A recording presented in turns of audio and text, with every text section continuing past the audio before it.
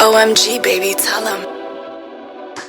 Hey there, welcome to One Take, powered by Backers. We just changed the name of the show in the last episode, but I'm joined here by Lisa MacQueen. Lisa, thank you very much for joining me here on the show. Thanks for having me. I'm happy to be here. Awesome. So I saw, we're connected on LinkedIn. I saw a post.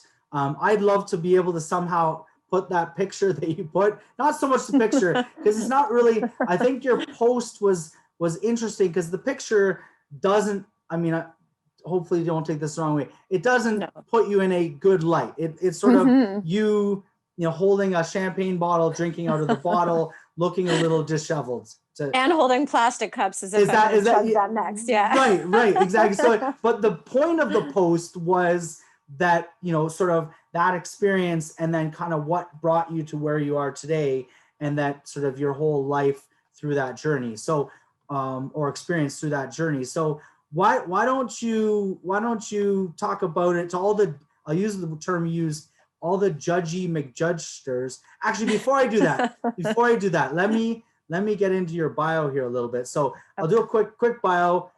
You are a multipreneur. I love that word. An expert coach on building your business, accelerating your career, real, raw, and honest advice from someone who has done it right and wrong through to her own success. So that's you. Welcome to the show. So why don't we start off with that image and let's celebrate to success, as I said.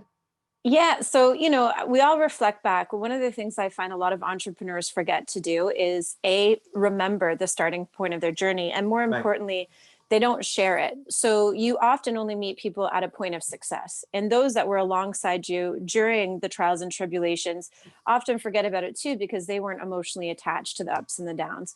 They might have been there to support you through it, but no one really understands the sacrifices an entrepreneur makes. How crazy we actually are. Yeah, exactly. And right? how crazy it is, how crazy the journey is. Yeah. I always say you have to be a little bit nuts if that's the venture that you're going to take on, because it is not successful from the start. And you have to truly, and arguably believe in yourself to do it. And that's a really tough thing to do. Right. So as a kid who grew up with two very blue collar parents, neither went to university or college. In fact, both at one point or another dropped out of high school. They did go back and finish it, but so as a kid who only ever aspired to go to university, both my parents took a little bit of offense to that, thinking, okay, kid, you think you can do it better? You think your life is going to be more successful than ours? You don't, in some weird way, they thought it was an offense that I didn't want to just go straight into working after high school, which I had always been working. So I didn't grow up with those support parents that are like, kid, you can do anything you want to do. You can be anything you want to be. It was kind of like fly on your own and we kind of hope you succeed, but we'll be laughing when you fail type of a thing. Not really. I have the exact same experience. So yeah, to even go to university was more on me than it was. They were just like, yeah, do whatever you need to do.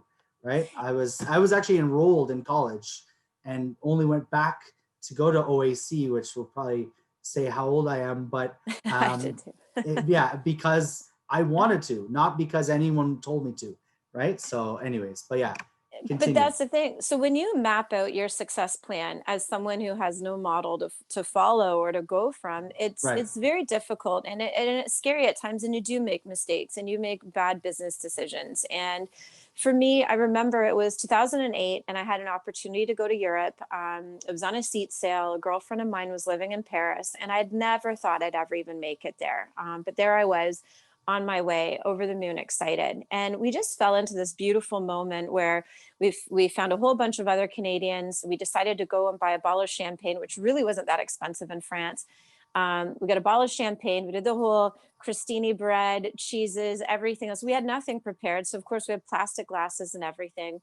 And my girlfriend, knowing how tough, my regular life had been, never mind this pursuit of an entrepreneurial one. Right. She said, Lise, you deserve having that first sip of champagne. So when we got the cork off, that's the first thing I did. I mean, it was long before COVID and germs or concern of germs. So I just... You didn't have your mask on? What do you mean? You shared a bottle with other people? My God. I know, nuts, right? Yeah.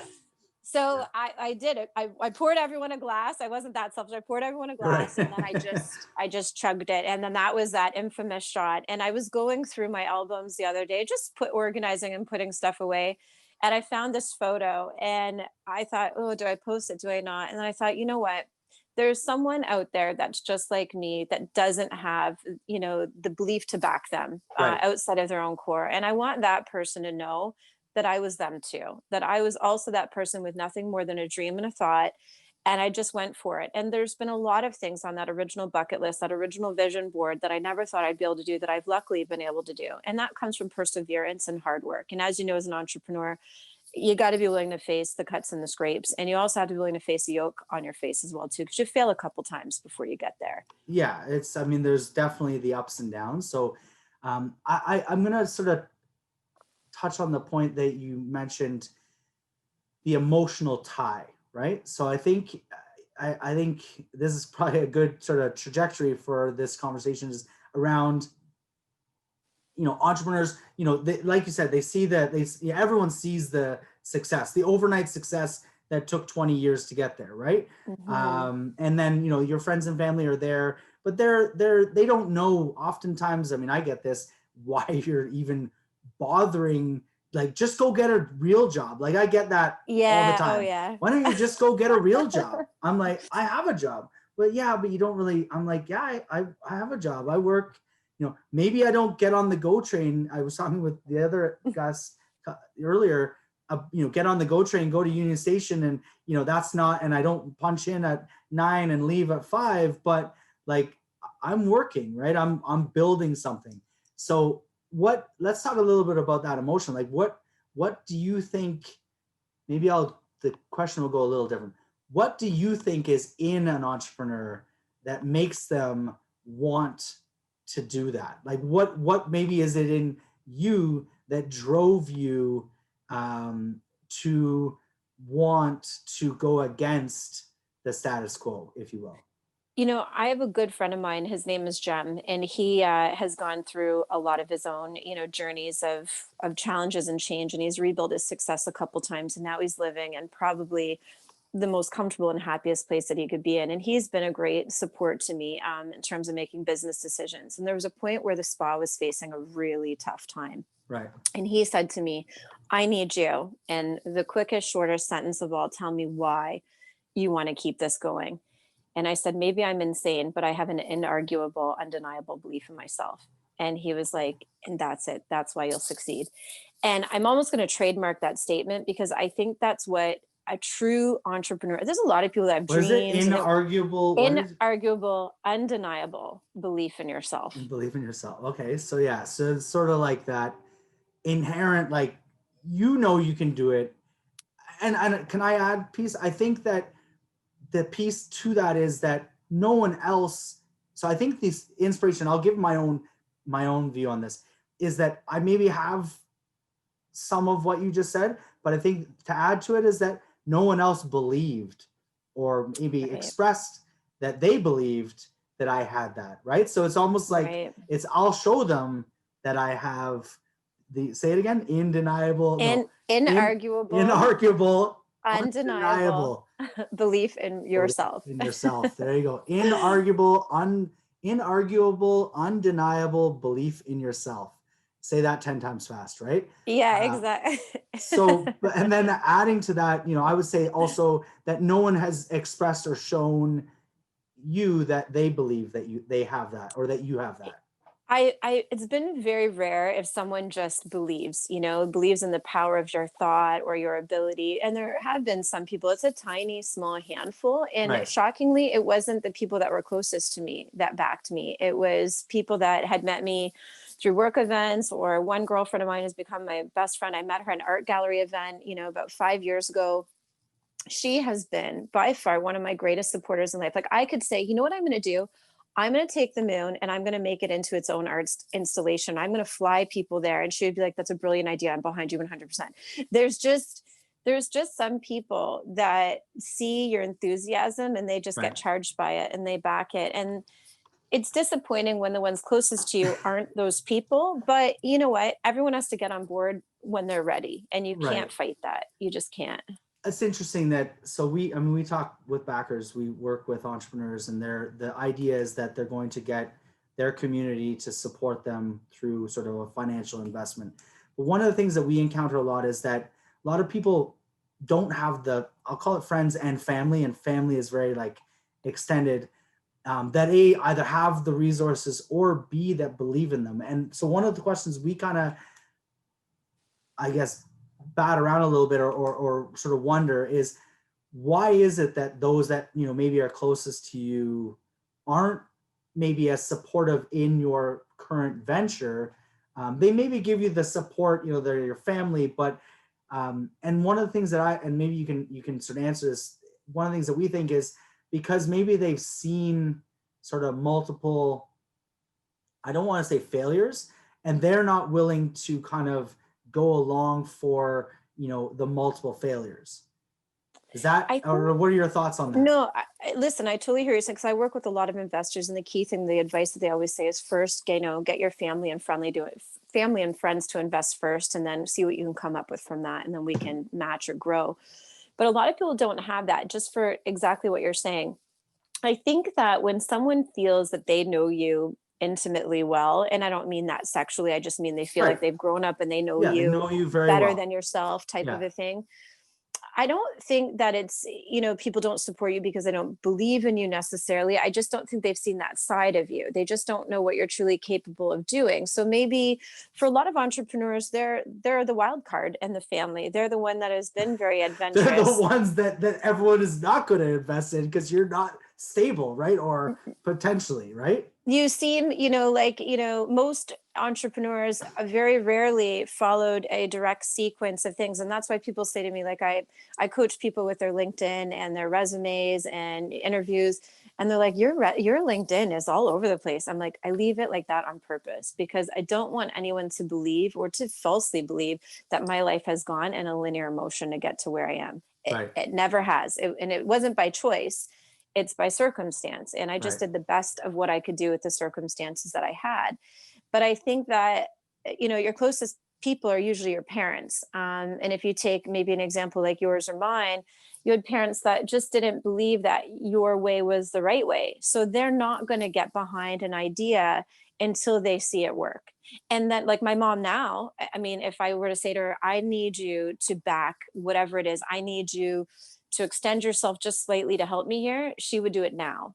But would she have done it 15 years ago or even 10 years ago? I wasn't lining up, so I don't. I don't want to criticize my parents on a podcast there on air. But I mean, I love my parents, and obviously I had a great childhood, and they did what they could, and they worked hard, and, they still question, what I do right now, even though, I mean, I might be, financially, or, they see that things are happening. They ask me now. I think the difference is, you're right, when things sort of start to come around and you start to have a little bit of success, and you start to, I think the financial aspect is definitely, from their perspective, a major, you're no longer, kind of living, you can start to have a few nicer things. They can see that, and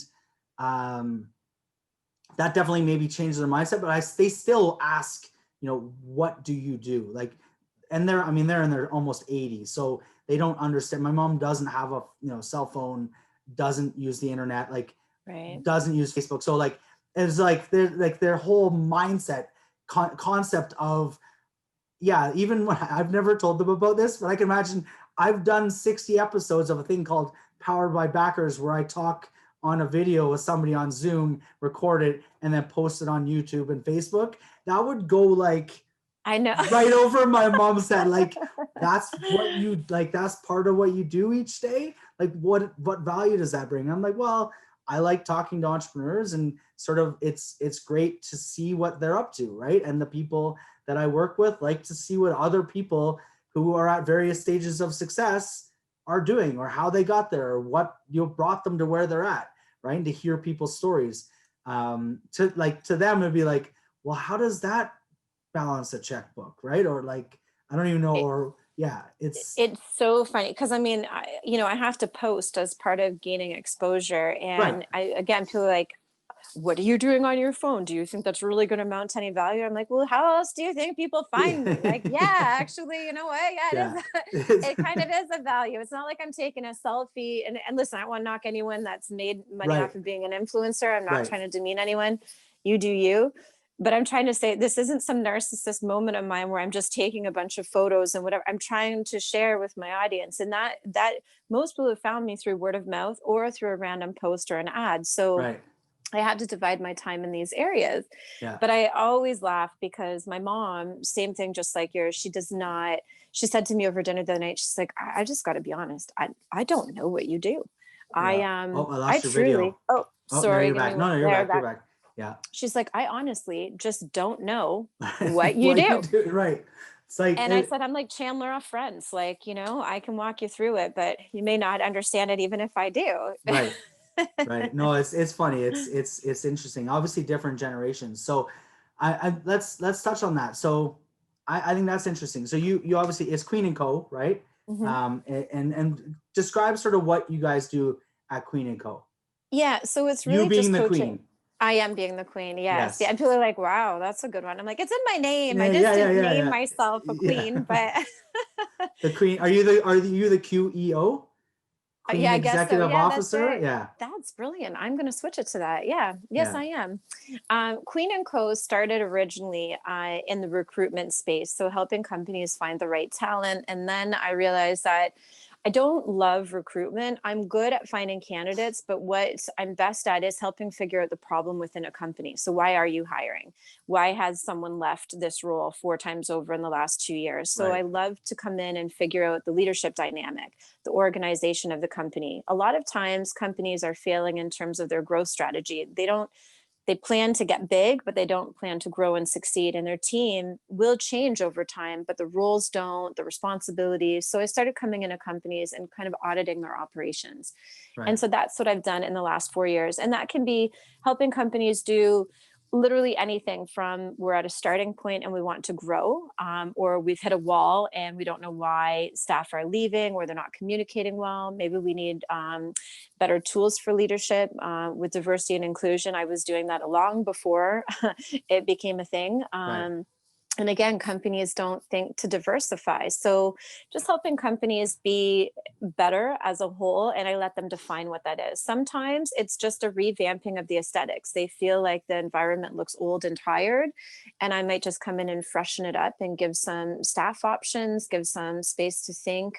For myself, I have ADHD and I have mild dyslexia. So I sometimes need like a mental outlet if I'm going to sit somewhere for 8 hours a day. It's not healthy for me. I'm not great like that. I need mental games. I need stimulation outside of a laptop and a computer. Right. So helping companies adapt and grow in that way too, without having to change their philosophy or their culture, just finding individual ways to reach their staff. So I've done that for 4 years. And then in the last 2 years, I've had a spa. It's now closed. I'm kind Oh, of at an okay. indefinite closure due to Oh, COVID. really? You mentioned, I heard Well, you say that, but I didn't know anything about the spa. Where was the spa? it was at Queen East in Coxwell in Toronto, Oh, okay. almost Like down beaches by the area. beach? Yeah, yeah, okay. By the Purple Yeah. Priest kind of there Yeah. somewhere? Yeah. Right in that same By area. the old racetrack. Yes. Yeah. Exactly in that I'm a area. beaches kid, or Scarborough and beaches. Yeah, yeah. So, So exactly. So that's the area that I was in. And, when the first wave was coming through, I mean, I was both a hotel and a spa. There was just oh, no really? way that I could see the vision of reopening after sitting. And I knew we were going to be at a long standstill. So I moved out of that location, hoping to move into a smaller location. But then when the second wave came through, I've just decided that this is something that is either temporarily on hold or permanently on hold. So we'll see. I'm still kind of spinning the wheels on this one on what direction that can take and if I want to go back in that direction. But I've been in beauty for 20 years. So Right. I'd love to go back to it if I could in some capacity. Interesting, interesting. So you opened it. So let's talk about that journey. So you opened it only just 2 years ago? The actual. Hmm. So what was the journey like leading up to that, like to getting it open? Is That was there funny hilarious. stories? No, my God. I should share with you the reel of development because so I didn't get into my spa the day I signed the check over the landlord. So it took about 7 days to get in. It wasn't gutted as it was supposed to. It was a disaster. It was a junkyard inside. It had been graffitied. It was purely disgusting to stand inside of it. So now I was 7 days behind in getting into it. Now nothing was removed. I went with electricity for the longest time. I had Yeah. no air conditioning.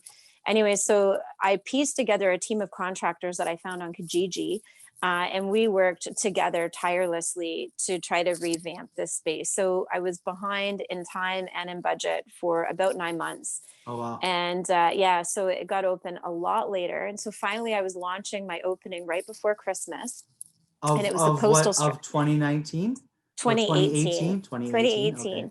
And then we got hit with the postal strike. So no Okay. products arrived for my opening night. I didn't even Oh, have staff shirts. I didn't have logos. I didn't have, I ordered little postcards for discount, Christmas things. right. And somehow they got printed wrong. So I had no materials. I had no products to show anybody. I had nothing to brand my business for Right. anyone, like for my staff or anyone coming through. So people came, they're like, I really want to support you, want to buy something. I'm like, well, you can't buy anything just yet. Yeah, And they're wait, like, why? I'm wait. like, it's not a You, year. you should have done like a pre-sale. You'd be like, hey, we'll take your credit card information now. We'll ship it to you when the mail strike's over. So I wanted to, but everyone wanted to buy it for Christmas, and I had Oh, no right. guarantee Right, that right, it was right. going to come in time by Yeah, yeah. Christmas. So then I closed again, Huh. and then I reopened and I launched in January. But it was one hell of a ride, we'll Wow. say. It was interesting to say the least. So then it was only open for It arguably a really year, basically. Like, just a year and yeah. change. Yeah, And so, it what didn't was have a the long response? runway. Like, did you get a really positive response in that year?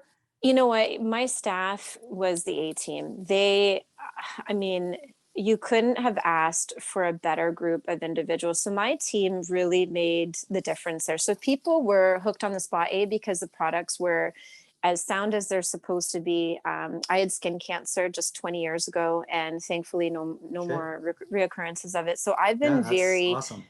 Thanks. I've been very diligent with what I put into my skin, on my skin, and what I eat. And so the spa was very transparent in terms of every single product that we used. And we wanted people to make educated decisions. We had natural and not so natural options, but we wanted people to understand the sacrifices of both.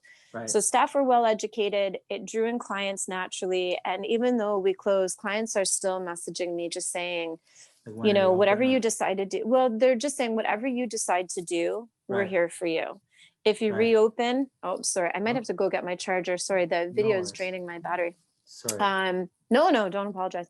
Um, they said, whatever you decide to do, we're with you. So just know that we're here in love and support. And when you reopen those doors, we're here. And if you don't, we understand and we salute you. So Right. it's been actually a very positive run in terms of that. It's just, I think the saddest thing for me is my staff is not Yeah. giving them a place to still To be at. Right, right.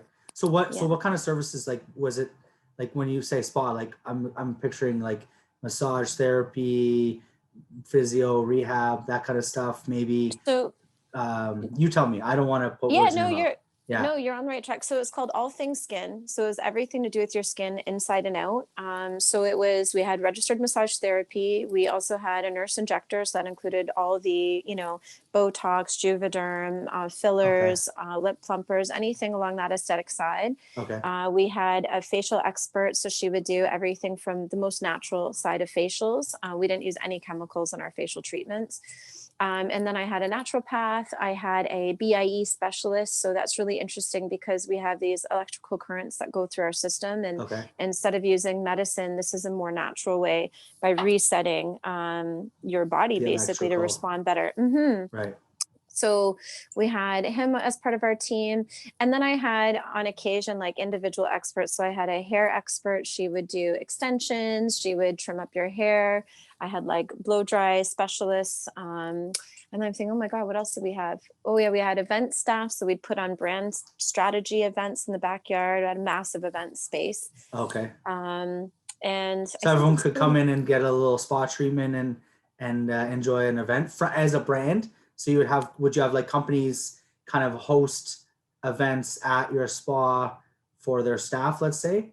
Yeah, or Kind it of could be, to launch or a product that was product. paired Okay. with, yeah, so it was paired with Okay. something natural. I Okay. was very specific in terms of what products would Right. meet our criteria. And then, sorry, I forgot, we also had, makeup artists, eyelash extensions, eyebrows, semi-permanent tattooing, things like that, as well as part of the team.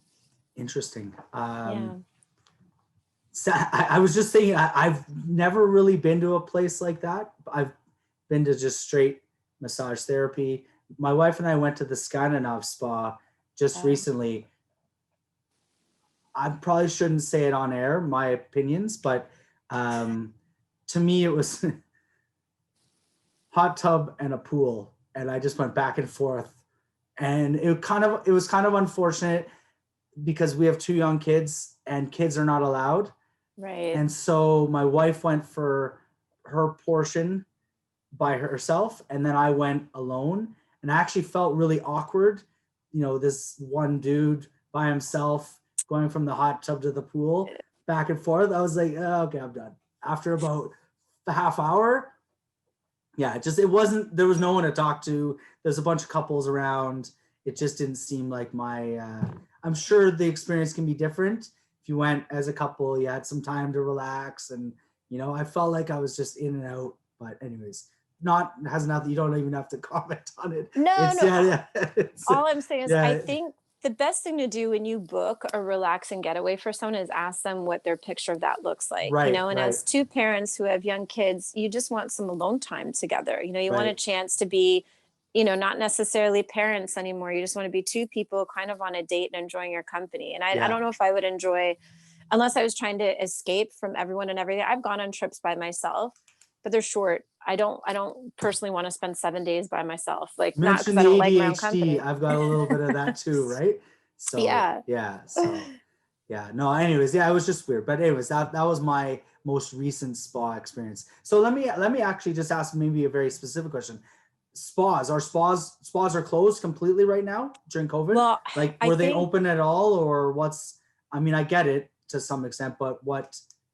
Yeah. So for me, once the responsibility for me was kind of off my shoulders, the second I decided to close in March, I haven't paid a whole lot of attention, because I'm not going to lie, it was kind of traumatizing to be like, oh my God, what decisions do I have to make right now? I don't want to bring up any traumatic experiences. Sorry. No. So I haven't been watching it as intently as I should have, but from what I understand, I know for a fact in the first phase, we were closed. That was not going to be an option. Right. The second phase, I think right now, people are closed as well, unless you're doing, let's say, registered massage therapy as part of an accident treatment plan. I think you can continue to see those clients. My spa did have a medical team, so I'm sure we would have been able to at least stay open in that remote capacity. Right. But as a business owner that was carrying an $8,000 a month rent,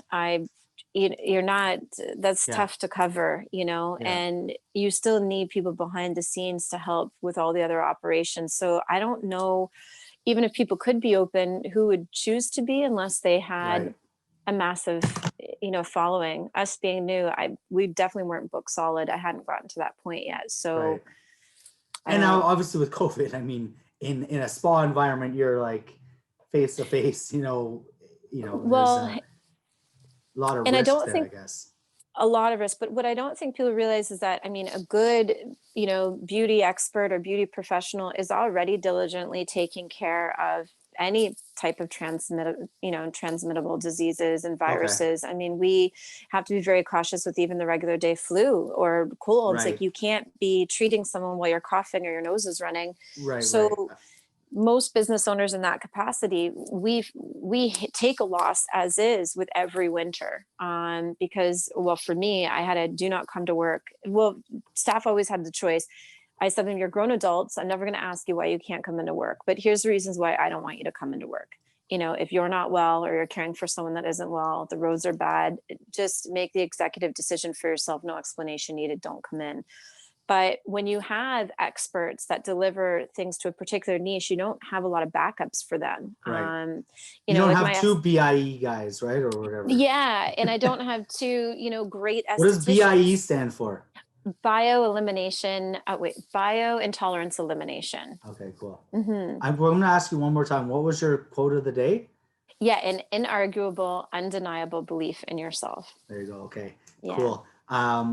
Well, Lisa, I hopefully, I mean, I don't know if you hope, but I mean, hopefully it works out for the better, whether you reopen or not. That I mean, obviously, but you've got Queen and Co. and you're kind of Hmm. doing other things, right? So, do you want to get back, or do you envision kind of what do you see? Like you mentioned March, you kind of wash your hands of it. Like, do you see a potential, or do you see other adventures in your near future, or what is I yeah, where do you see this going? I think the most important thing is to always be, adaptable. So for me, I am no stranger to dusting myself off and starting over or going backwards or going left or right. So this time I'm just going to enjoy this time to Okay. build up Queen and Co back the way that it was, how strong it was before I opened the spa. Get that back in motion. Decide, with some well thought out plans, what it is I'd like to do. Right. The most important thing to me right now is having the balance of time. Right. I've been go, go, go, go, go for 20 years Right. without even so much as a real break. And I boast self care and working routines to everyone, but No, you the don't live last it. part, You don't live I it. haven't been for a while. And you know what? I don't like asking people to do something that you're not modeling yourself. Right. So I'd really like to get back to that. I'd like to have a structured work week. I'd like to know when I'm off. So I don't really know what this next chapter clearly looks like. I have an idea and there's some things in motion. I Yeah. love writing. I want to revive one of my books that was out 5 years ago. I want to bring that Okay. back. And there's just a few things in motion. So I'm Yeah. not sure what tomorrow looks like yet. Cool. Well, you as long as you have, I'm gonna try. Do not don't a fuck. I'm terrible. Inarguable, undeniable belief in yourself. As long, Exactly. I believe you'll be fine. Thank Someone I you. know quoted that. Yeah, I'll put the quotes now. Anyways, Lisa, I really appreciate you joining me here on the show. Hopefully, everyone else has. I mean, everyone's journey is obviously different, but I mean, you've gone through it.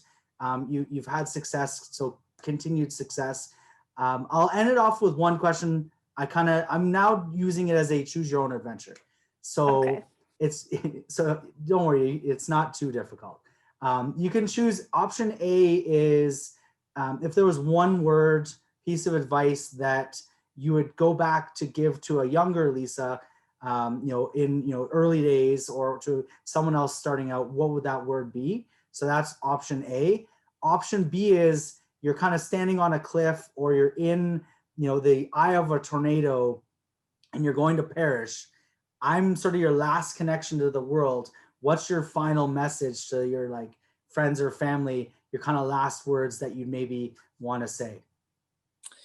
Oh, these are tough questions. Okay, so for the first question, I can only provide one word. One word, That's yeah. it. One Yeah. word. Oh, geez. Okay, and then the other one is what would be my final things of advice? Final thoughts, yeah, piece of advice, Final whatever. thought. Yeah.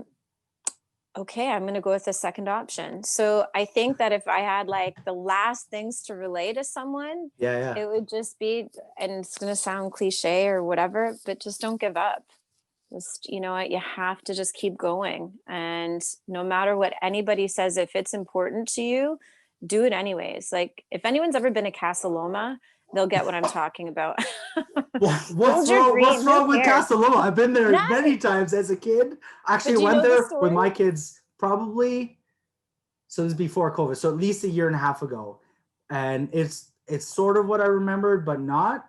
But I think they've changed it from when I was a kid. But tell me, what do you mean by Casa Loma in that context? He was told that he was insane for building this massive home for Oh, him and the his wife. guy, the builder. Okay, I see what you Hmm. mean. But he did it because he loved his wife so much, and it was a gift that he wanted to give to her. It was a vision that I guess they had both had, and he just wanted to execute it. And although, the depression hit and he ran out of money, I am willing to bet that that man, if you gave him the choice to do it all over again, would he do it again? He'd probably say absolutely 100%. And I The would say the journey, same. it's about the journey, not so much the end, right? Is that plays into it? Yeah, people say to me all the time, if you could go back, would you do this all over again? There's a lot of stuff I would just do a little bit differently, but truthfully, Right. the short answer is yes, absolutely. With the cards I was dealt and the opportunities on the table, would I make that same decision, facing it all over again with exactly what I had? 125%. I would 100% do it again. Right. Yeah. No, I Yeah. like that. So definitely sticking to it, persistence, perseverance is important. And I like the fact that you said if you had to do it over again, given obviously the same circumstances, maybe if you had the experience to kind of guide you a little differently, you might have chosen some, but I mean, arguably you maybe wouldn't. So you'd go back and do it all again. That's Yeah, I'd awesome. tweak little things, but I would repeat the big decisions Yeah. over again, repeatedly. Yeah. Interesting. Yeah, I appreciate it. Well, Lisa, thank you very much for joining me. Thanks for having me. Sorry for depleting the battery on your phone. Hopefully you can That's get through the day. issue. What's that? It's the phone issue. I don't want to knock the brand, but it's the phone. The phone? Yeah. Okay. So good. Don't worry. There you go. I've been there before where literally like 10 a.m. You're like, my phone's already dead. I hardly even through the day, right? But exactly. Anyways, well, I appreciate it. Thank you very much for joining me. Continued success. If the spa reopens, let me know. I'll have to come down and bring my wife. We'll go for a little spa treatment. If not, whatever else you do, I'll join the list of others. We're there to support you, whatever that is. So thank you. By all means. So anyways, thank you very much. Everyone else, this is One Take, powered by Backers. I'm Justin, Lisa MacQueen. Thank you very much for joining us. I'll see you guys again soon. Bye. Bye. Thank you.